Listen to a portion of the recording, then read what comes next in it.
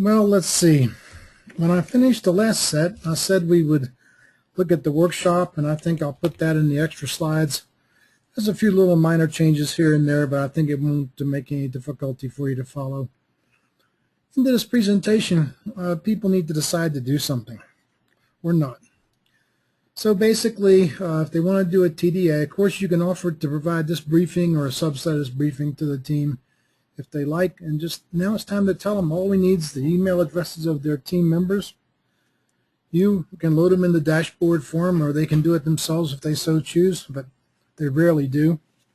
But your expert help will be very, very useful when briefing time comes. Launch their TDA. What do they get from it? Well, the first thing is they get education. Now, look, this is really, really powerful. Every person who participates in an assessment learns. It's a learning tool. Second, you get all these interesting statistics. Probably the most simple and fascinating one is the benchmark of their team performance, where they are. And finally, they'll get a definite boost in performance.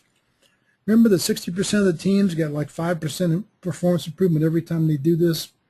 Nothing like it. What's it take? It takes a meeting of about 15 minutes online. Now let me be clear, sometimes people can take even an hour. But what happens is, as people do these recurrently, and most people do, they skip over the examples. They don't open them anymore.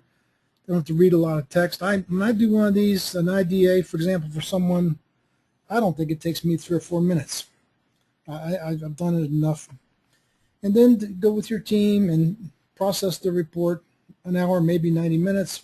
Do 3 things. Remember, you decide whether you want a workshop or a workshop module. Schedule the next TDA that sustains and continues the development process. And third, come up with some action items that will enhance a particular performance to work on until your next TDA.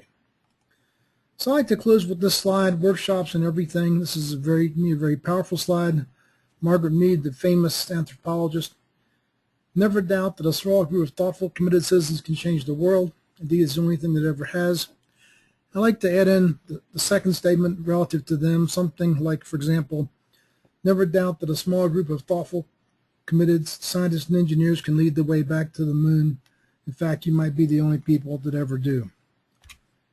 Close with our logo, and a reminder to go to our website for all kinds of cool free stuff.